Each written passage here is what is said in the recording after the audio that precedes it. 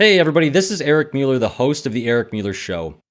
Now you're tuned into the podcast that explores what makes any successful person's inner clock tick by unlocking the most impactful tools within their success portfolio. I'm joined today by Kayla Logue, an author, a personal development expert, and the founder of a nonprofit Move Into Words. Kayla's passionate about empowering others to define their own success through journaling, self-discovery, and sustainable health habits. In her book, Always Squeezing Lemons, she helps readers turn life's challenges into opportunities. Today, we're going to explore how you can do the same. Let's head on over to the interview.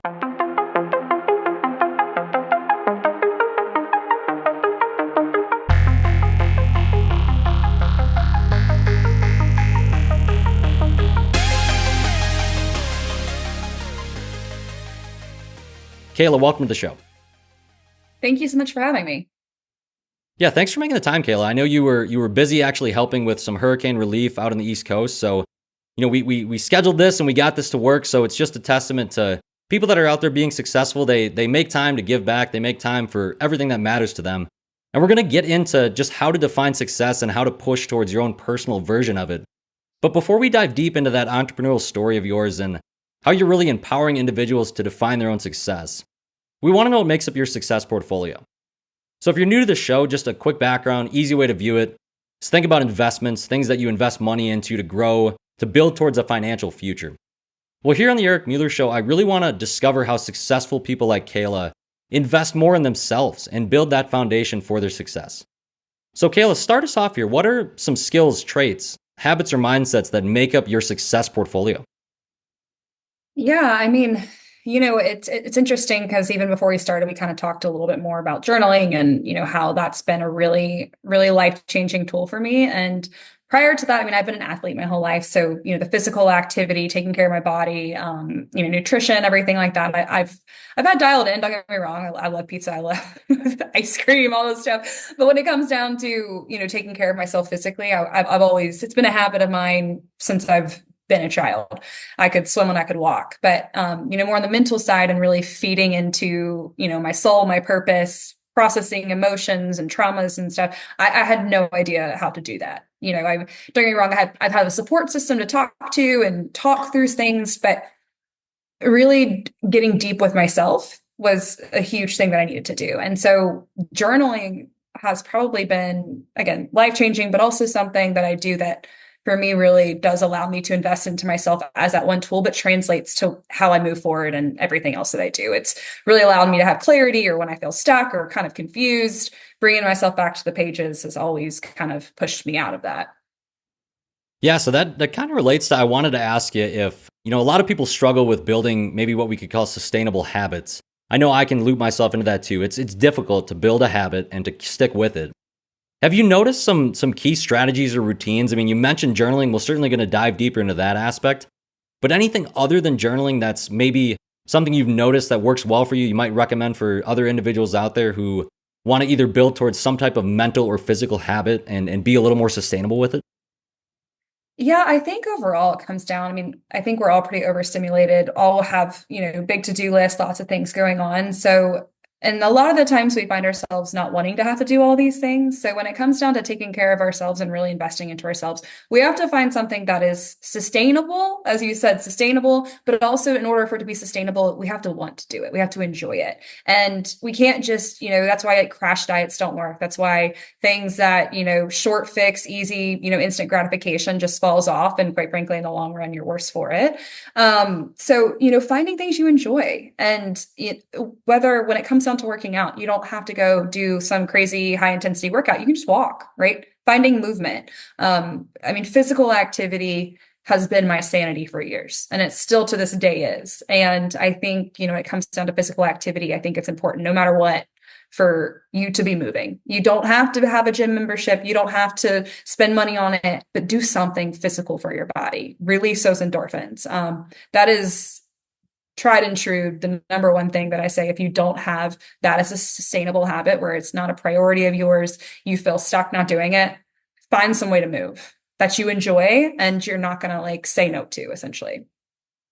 Yeah, and you mentioned having that athletic background. So which sports were you involved in? Or was it, high school, collegiate, or you still are involved, obviously, physically, but do you do any competitive sports today? No competitive sports today, but I played softball collegiately for my first year, and I kind of went there and I was like, I'm going here for school to learn and, grow and develop. And being a softball, that wasn't going to do anything for me. But I mean, I swam, I played soccer, I played softball, I played just about every sport possible growing up, really all the way through high school. And then got a scholarship for softball. That's really awesome. Yeah, and I think you probably you mentioned like a Division 1 athletic type endeavor is obviously if you're there. I mean, it's kind of like I feel like you pick a path. I did D3 athletics. I thought it was kind of a pretty good blend of really high competitive aspect in running, but also knew that like the end goal is to get this degree and do this schooling, and probably not going to run professionally, or there's not a lot of money in that anyway. But you learn a lot of those habits that we'll talk about where you're disciplined and you're doing things that you probably know you need to do, but maybe you don't want to do it. Certainly not every day. So I'm sure there was many a time where you got up for practice or you're getting ready to prepare for a certain competitive event and you're just not feeling it, or you have an off day. Did you find that, was that where maybe journaling started, or maybe walk us through how you figured out that journaling was that kind of safe haven almost for you, both mentally and physically, to keep yourself driven when you encountered some of those barriers throughout specifically your athletic career, if that is where the journaling started? So the journaling actually didn't start until 2020. And long story short, I write about it kind of in my book, kind of prefacing it as the picture perfect life. I was married to a very young, handsome, intelligent man. We had 2 houses, we had a dog. We lived in a great area in Alexandria, Virginia, and I was miserable. My relationship wasn't healthy. I was capped out in my career. And I realized I was just conforming my life to do what I thought I was supposed to be doing, right? Go to school, get a job, get married, have kids. And again, nothing's wrong with that. I just was not going down the right path with that. And that I realized it's not really even what I wanted. So, in 2020, I split from my ex and took $900, completely started over, had no direction at all. COVID was going on. And I was like, what am I doing? Don't know, but I'll figure it out. And, counterintuitively, I was running a lot. And a softball player does not run distance. Like, it's a couple sprints here and there. And I was running miles and miles on any given day. And I realized I was just trying to outrun my thoughts. And my sister, she was a double major in psychology and Spanish, and she was constantly telling me that I should start journaling. And I thought it was the stupidest idea ever. I was like, I've said this over and over, and I write it down. I'm like, what the heck would a 25-year-old with a long overdue diary, like, why is that going to fix me or help my problems? And I was so wrong. Right. When I finally gave in and I started journaling, clarity started happening.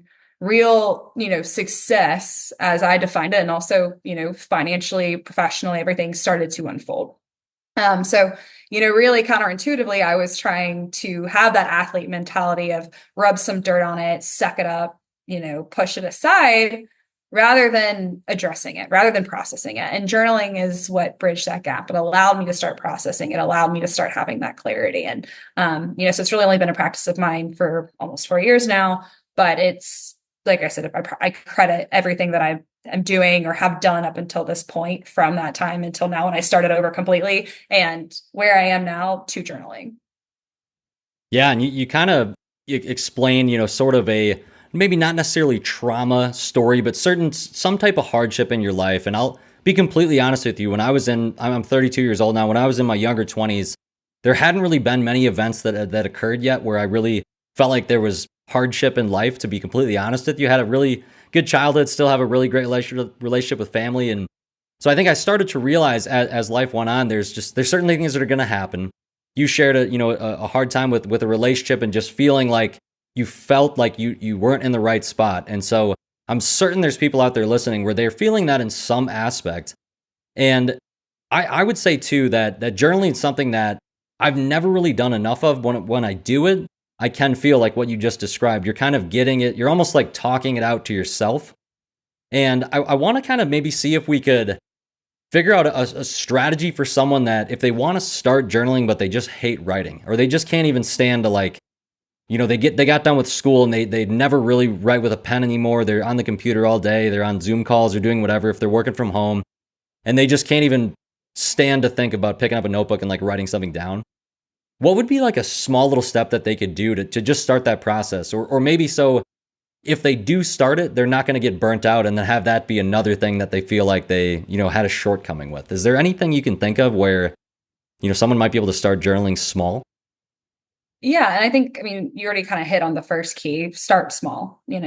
Don't sit down with the feeling, oh my gosh, I got to write a whole novel here. That's not the point of it. I mean, there's days where I sit down and I write a sentence and that's all I got, and it's you go into, even when I was writing my book, it's very different writing a book and journaling, right? Journaling is for you. It's supposed to be therapeutic. And I think what a lot of people don't get out of journaling, or when they don't get stuff out of journaling, is because they're not really being honest with themselves. They're wanting to sugarcoat it. They're wanting to, put the apostrophes in the right place and make sure that the grammar is correct. That's not what journaling is.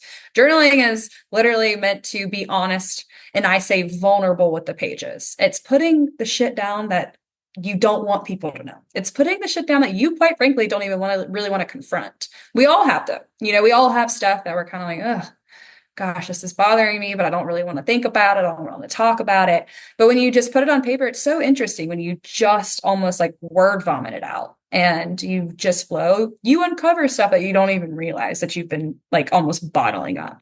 And that's why writing it down and it's interesting. I have, now 4 years of journals that I go back and kind of reflect on, and I can see pages where I was feeling good that day because of the way my handwriting was, and then I can see other pages where I'm like, oh, it's feeling a little rough. And I think that's a really beautiful thing, though. It's an opportunity for reflection. It's an opportunity to see growth literally written down. It's why I call it a diary. But, journaling at the end of the day, when it comes down to people that aren't used to doing it, I think, I've found practical tools for myself that have helped me a lot, especially as an entrepreneur.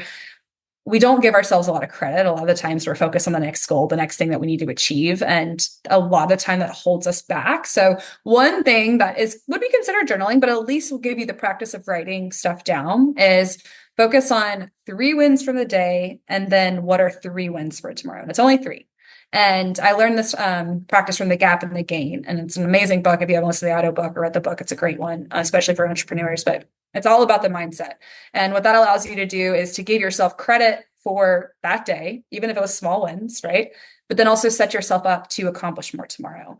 And so that just the process of giving yourself credit and the reflection of what journaling provides and little tools like that, I think are huge takeaways. It only takes a couple minutes, but it really is crazy how much of a mental shift it is, especially when it does become a practice and a sustainable habit.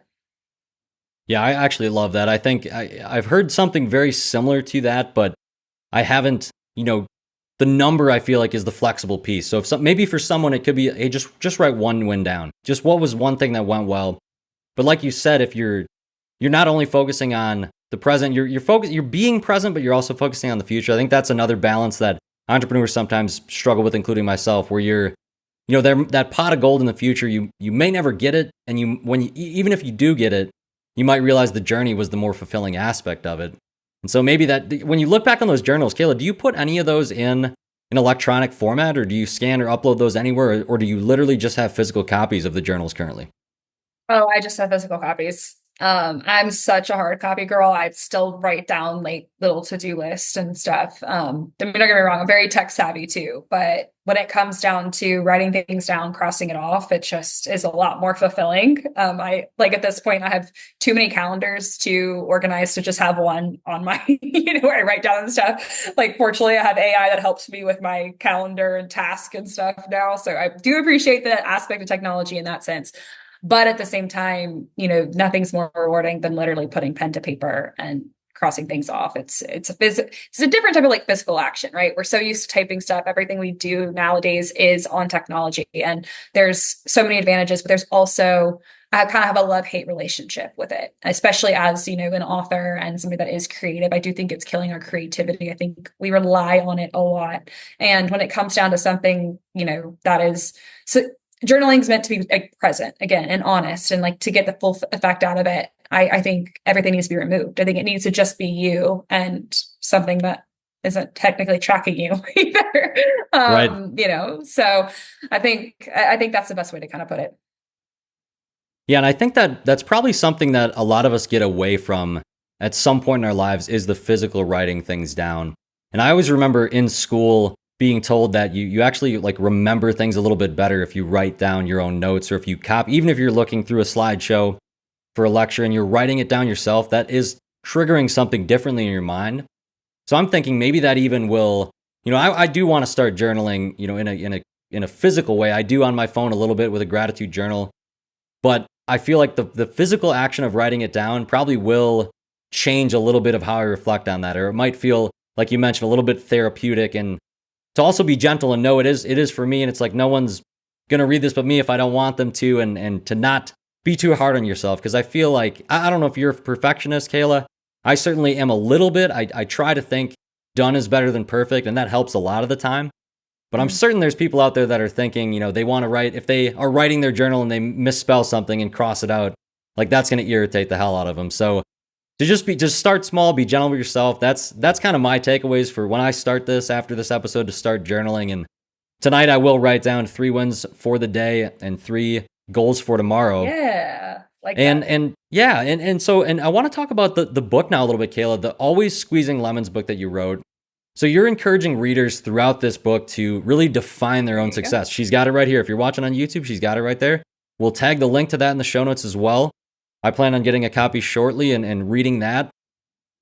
I want to kind of tease out how you're personally defining success for you, and really what inspired you to maybe challenge some societal expectations in the way that other people maybe traditionally define success. You mentioned athletics. There's a very rudimentary way to define success in sports in some way. You can win or lose, you can set a record, you can not. And in school, you can get certain grades. But there's that more subjective piece. So I want to just ask you broadly, Kayla, what is your definition of success, and how has it maybe changed for you over time? Yeah. And I think, as you said, success is subjective. And I think that's what's really, really important, because we, especially now, I mean, we're constantly can see everyone's success at our fingertips, right? And comparing ourselves to other people's wins is easier now than ever. And so it's really important to identify, what it means to you, and also kind of how it does change, and that's okay. So like when it comes down to what I see as successful on a daily basis is prioritizing my mental and physical health, right? That's always going to be success. If I'm healthy mentally and physically, then I'm showing up as the best version of myself, right? When I compromise that, then I'm not feeling successful on that date. But what success on the outside, or what I'm working to achieve as an entrepreneur, has changed quite a bit over the past couple of years, and rightfully so. As much has been going on, from starting over to, I worked in real estate I still do, but came in, had a lot of success right off the rip, was a top producer for one of the largest land development companies in the Southeast. So had a lot of success there, was able to identify a lot of strengths for myself to move forward. It gave me a lot of confidence to write this book. It gave me a lot of confidence to start moving towards. It gave me a lot of confidence to invest into what I'm investing into business-wise moving forward. But overall, when it comes down to, the subjective side of it, is success changed as purpose does, right? Our purpose is kind of always internal reference point. But I notice as we grow or we change or we accomplish something, right? Something else is going to shift. And we have to be okay with the fact that success, and, once we check off one box, it doesn't mean that that box doesn't need to change or build upon that. And I kind of use the reference of like when you buy a house, right? If you buy a house, there's 1,000 different upgrades you can do, right? You fix that one, but oh wait, I want to add this on. So I think it's kind of like an interesting metaphor to be able to reference back. But yeah, success changes daily in terms of, what I'm shooting for. But me personally, I always focus on prioritizing being the best version of myself. And that overall is success to me. Yeah, exactly. And that kind of ties right into what we talked about at the beginning with your success portfolio, and the elements that you invest in is that physical and mental health, and moving, continuing to move. As people get older too, I feel like, I'm talking like people that are in their 70s and 80s, you can really tell the people that kept moving throughout their life, and they're obviously quite a bit more physically healthy, but usually their mentality is a little bit better as well. And I think that's, maybe they're getting more sun, or they're just being able to continue to use their bodies. And so that's something that I certainly want to continue to strive for with, running's a good lifetime sport, but people are playing pickleball. There's so many ways you can move. You mentioned just even walking. If you have a pet, like just getting out for an additional like 30 minutes a couple times a week is a good small start. And one element of the book, Kayla, that really caught my eye was these lemon drops that you have. So the book, I first really love the, just the metaphor of like thinking about when life gives you lemons, like what can you do? You know, you can make lemonade. That's the first thought that I had when I saw your title. But then these Yeah. lemon drops, the first thing I actually thought of was the lemon drop shot, which initially I was like, oh shit, that's a smack to the face. But Yeah. you know, looking at it from what you defined it as in your book is really like these little kind of tidbits at the end of the chapters that prompt readers to, you know, kind of be an active participant in the book. Would you maybe share, is there a favorite prompt that you have from the book, and maybe talk about the significance it has in helping someone who's turning a challenge into an opportunity, maybe making that lemonade from the lemon that has been dealt to them? Yeah, it's actually funny you say lemon drop shot and said, oh shit. Well, it's in a sense, like that's kind of what the lemon drop being the key takeaway, because there's 12 chapters, there's 12 lemon drops, and they're kind of supposed to be like the oh shit moments, like the key takeaways from the chapter that, I vulnerably share my experiences at the end of each chapter, we're really tied into how you practically can use it. And as you read it, it's definitely something, it's a book, and especially from reader feedback, it's like I can imagine myself in your situation. Like I can feel what you're feeling in my own experiences, right? But at the end of the chapter, the lemon drops, like I said, being that oh shit takeaway of it. And then there's a journal prompt. So it is, kind of going back to what we were saying about journaling. If you haven't journaled, you're wanting to get started, it's a good way to start. It's really, really cool. I will say that's probably the coolest thing I've experienced from writing this book is the reader feedback that I get from, oh my gosh, I haven't journaled and I'm starting now. Wow, I've stopped journaling and now I'm starting again because of your book. So that's been really cool because it really is showing the shift of people wanting to take this and use it to obviously better their lives, which is the whole point of writing the book. But one lemon drop that I really like, it's really about like kind of your mental narrative. And I say your mental narrative is either your greatest asset or your Achilles heel. And so the positive side, and the chapter is really about kind of like the old me, new me narrative, how I was, pretty negative and just constantly talking down to myself. And really, when you do that, you're never going to get anywhere, unfortunately. So it's kind of that shift of the negativity to the positivity, but realizing that it really is either your greatest asset or your Achilles heel is important. So that's just kind of a very short one sentence example of what the lemon drops are like, but they're the ones that, like you said, like, oh shit, hit you in the face, kind of realize moments. Yeah, exactly. I think that the example of just reflecting internally and kind of being like vulnerable with yourself and realize that this one thing, maybe if you have like a really obsessive perfectionist mind and you think this is a huge asset because it's pushing you to be really high achieving, maybe that actually is holding you back in some other elements of your life. And you could kind of, oh shit, hit you in the face. You're like, hey, I should actually probably think about this. Like this is helping me, but should I be able to mold it a little bit differently when I approach this situation? Or, maybe I don't have to be perfect in this element of my personal life. It's good for like doing mathematics or coding on my computer, but maybe it's not good when I'm interacting with like my friend group. So I think that's something that I would just say. I feel like when I read that book, I'll probably have a lot of moments where I just kind of look inward and think, kind of be maybe a soft critic of yourself and just think about where are these elements that you can grow. And the journaling too, when you write those things down and you look back on them, do you find that, do you have moments where you're obviously reading through and it's like a kind of a soft smile, you're like, wow, like I'm proud of myself for that, or like I battled through this hard time and I feel where I am now, but I wasn't there 5 years ago, and relationships were one way but now they're a different way, and you just feel like as you progress through the journey, I feel like you just start to define things a little bit more personally, and you get to know yourself better. I don't know if you felt that way, Kayla, throughout your life. You're like, I know myself a little more intimately than I did, or I thought I did, but I actually know myself better now. I'm Yeah. wondering so you got involved with real estate, and you were in that, when you got, so have you always been out east, on the East Coast? Yes, pretty Okay. much all but down the East Coast. Okay. So in North Carolina currently, right? Correct. Yes. Okay. Yeah. So you are in real estate and you achieve success in that. Did you feel like when you reached a point of success with it, were you always pushing for the next spot, or did you ever feel like, maybe this would be enough? I guess, was there ever a cap to where you thought you could grow? Were there ever any limitations looking back now that you put on yourself that you're like, maybe like, had I wanted to do Yeah. more with that, I could have maybe shot higher? It's interesting. So in my book, when you'll read it, the chapter that I think you'll like a lot, kind of based off this question, is chapter, is it 11? It's 11. And it's called Your Title Doesn't Define You, or it's chapter 10. Chapter 10.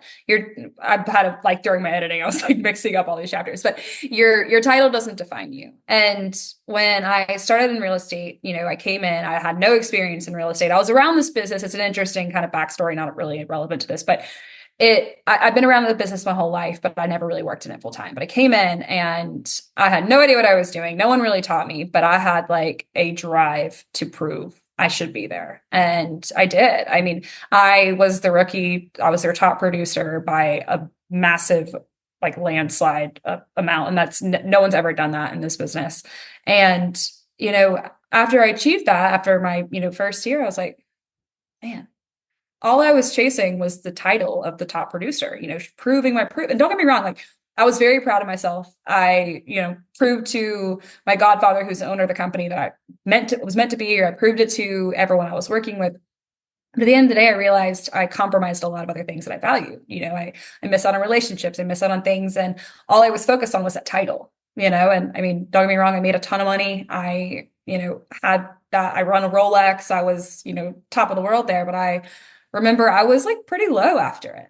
Because also when you achieve something that you're working so hard towards, and then you realize the only purpose was the title, and there was, like I wasn't enjoying the journey, kind of as you mentioned. Like I enjoyed it, but I didn't. And then I was there and I was like, damn, this feels good, but it wasn't really worth certain things that I sacrificed to get here at the same time. So it allowed me to do a lot of reflection after that, and really kind of dial back. So I would say maybe it's a little bit more counterintuitive to what you're saying, but it definitely, it's shaped me now as I move forward for sure. Like I'm a lot more intentional with what I want to accomplish and why. I'm not shooting for something for anybody else besides myself, and I find that the more I help people, the more success comes with it. And that's, even with this book, with the nonprofit, the things that are unfolding, the things that are happening, the momentum that I'm feeling, the excitement that comes from it. I'm like, all right, this is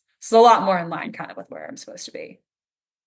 Yeah, that helping people piece is something I certainly resonate with. It resonates with me a lot. Like just being generous, I feel like you always feel it's just you almost can't even put a price on it if you help a different person with something.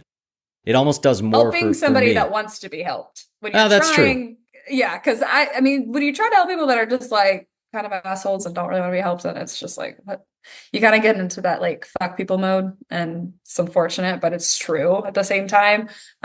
So yeah, totally get what you're saying though. Yeah, it's almost like another example of that is like you hold a door for someone and they, almost, it's like they're like, oh, I didn't need you to do that or something. It's like, well, all right, I'll shut it on you. Like, I mean, just trying to be nice Yeah, here. So it's, yeah. So yeah. I think that Just say thank you. Just say just thank say you. thank you. Yeah. Just acknowledge that someone's trying to be nice to you. There are nice people in the world. But I actually, a question came to my mind when you were describing the real estate journey, chasing the title per se. I know that definition of success in terms of like money, title, status, that certainly I feel like was maybe a core of the earlier parts of my success when I was kind of getting through school. And it's obviously changed a lot from that. But I wanted to ask you, Kayla, what do you believe your greatest achievement is up to this point? Do you have something that comes to your mind immediately as far as what you're most proud of that you've achieved thus far? I mean, I think there's different levels of kind of what that looks like, with like relationships and things along those lines. But I would definitely say publishing the book was a huge accomplishment and definitely super proud of it. Especially, I mean, when I went to the writing workshop when I first started writing it, it was an intimate writing workshop. There was only 30 people there all across the country. They came from, they're there to promote their businesses, their personal brand, or they have this. And everyone's like, why are you here? I'm like, I just have a story to share. I have a story that I know can be helpful. I have a story that I know will make an impact. And I just need to get it out there. I just don't know how to structure a book and I need professional help. So here I am investing into helping others. But yeah, definitely, writing this book. I mean, my gosh, anybody that's written a book will tell you how challenging it is.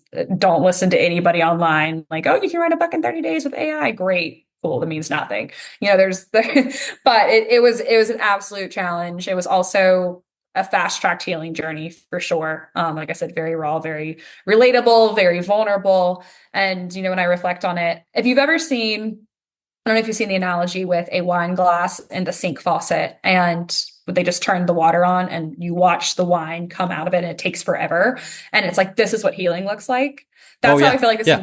entire book is. And it was, I just saw that honestly a couple weeks ago and I like got chills. I was like, oh my God, this is so it. Like, I'm going to write my entire own version of like how this analogy is so relevant to healing on so many different levels and very like relative to my story. But anyway, yeah. So definitely long story and going on here on the rant, but yeah, right. Definitely the publishing of the book was huge. And it was an Amazon bestseller in two categories the first week it was released. So that was pretty cool. That's awesome. Yeah. I mean, to not only feel that you have a story to share, but then to see it resonate with other people and kind of hit those milestones that you maybe thought in your head when it kind of was a brainchild. You're like, okay, I know this is going to work. But then to actually see it, have it best-selling, performance on Amazon and have people reach out to you with feedback and give you, their own opinions on it. That has to be another level of rewarding, Kayla, to feel like, okay, this ripple effect of what I thought could be impactful is actually helping people. And that just pushes you forward to, think and kind of try to brainstorm more about what you can do to help those people. It's so true. It's so cool because even now, like I've seen some people randomly like repost or whatever, and then like a quote from my book will be in there, and like I don't even know the person, or like somebody else will just share it, and so it's been really cool to kind of see how it's translated out, and people are picking it up, and then again, random people I've never met or interacted with reach out with amazing stories of how, wow, my story relates so much to yours. Like this is such a life-changing book at the right time, and it's definitely the reward, publishing it and accomplishing it is one thing, but the fact that it really is helping and it's a practical takeaway for readers is a whole different level of rewarding. Do you have a plan for a second one in the future or possibly a series with this type of book? It's funny. I definitely am going to write another book, and I have plans for some other ones I want to write, but it's now that I recorded the audiobook and I had to listen to all of it, which is, I don't love hearing myself talk. So it was like kind of painful. It took me a minute to get through, but then I had a mentor actually reach out and was saying how much he enjoyed it, but then also was like, you should definitely do a sequel. Like you have a lot more to give and take, I'm sure, in terms of, what you've accomplished since you've written this book or what your mentality has changed and things you're overcoming now could be a whole different level for, growth and opportunity for people on that next level too. And I was like, you know what? You're so right. You are right. I do. Like I could write a whole other book right now, just like with this same kind of basis. So yeah, it could be a series. I'll definitely have another book. I just, not sure exactly which direction I'm going at with it. Yeah, and obviously it's very recent for this one. So I mean, this was the spring of this year, May of 24. So you obviously maybe not becoming complacent, but just kind of basking in that feeling a little bit and writing a book. I haven't done it myself, but yeah, you need to, yeah, exactly. The journaling can be enough writing for this point in time. But I also I don't want to forget to talk about your nonprofit, Move Into Words. So from what I've gathered about it, you really advocate for just a sustainable mental and physical health through journaling with this group. Mm-hmm. What was the catalyst for founding this organization, Kayla, and how has the impact already been seen through the people that have been a part of it? So, I mean, as an entrepreneur, I'm sure you understand this. You come up with 1,000 ideas constantly, and you're like, "Oh, this seems cool." And a lot of times they're not great.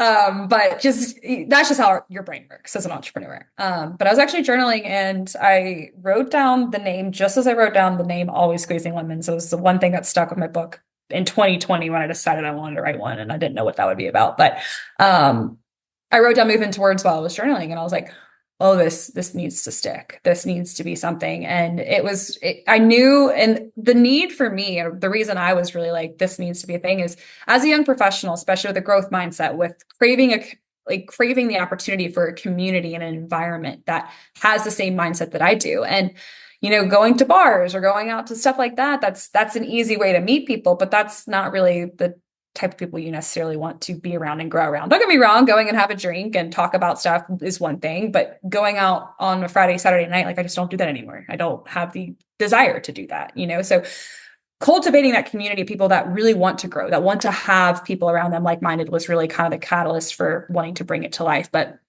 journaling and how life-changing it had been for me was really important. And I know, as young professionals, a lot of times we probably do find ourselves stuck. We're maybe in a job we hate or a relationship, and we don't really know how to get out of that.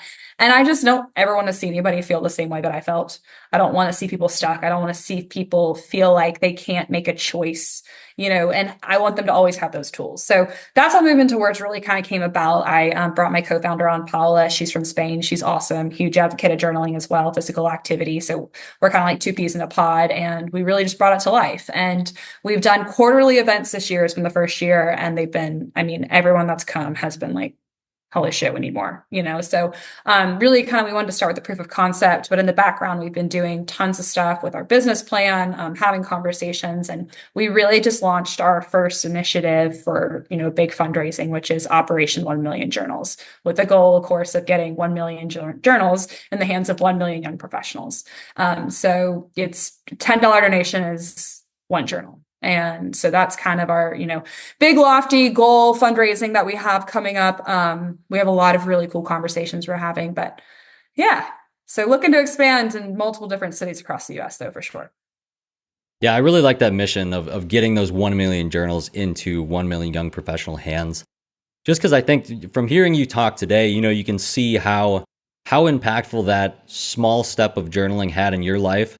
And to think multiply that out 1 million times with the impact, just the spider web and ripple effect of what that can have on really the entire world, entire community of people that, really maybe they don't know they need it until it's placed into their hand. And so I think that's why this organization really kind of made me think, okay, that's, moving towards like, people need to write more. People need to get, there's people that have to have their stories heard that they don't even know they need to write it yet.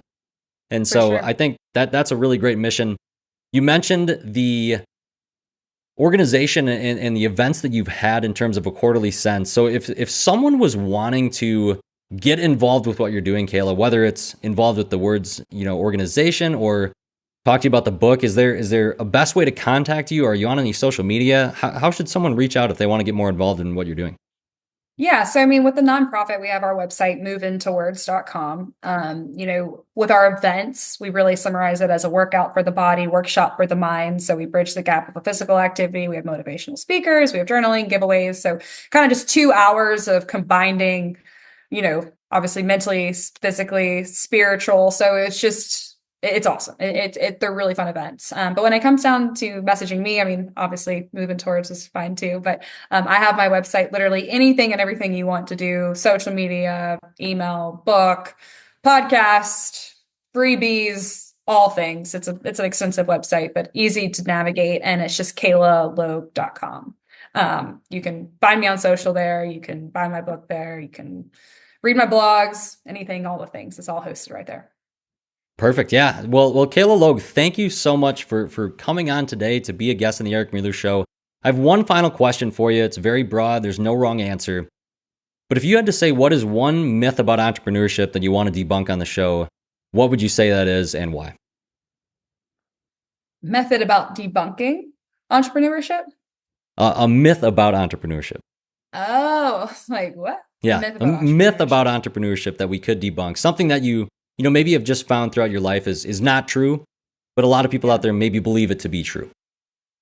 I think the biggest thing is I think when we think of entrepreneurs, we think of like big time, huge names, like Elon Musk, like these multi-billionaires, which we are not on those levels, like to be an entrepreneur, you just have to start. You just have to have faith in yourself. You got to have something that you're passionate about. And you just got to do it. You don't need a resume.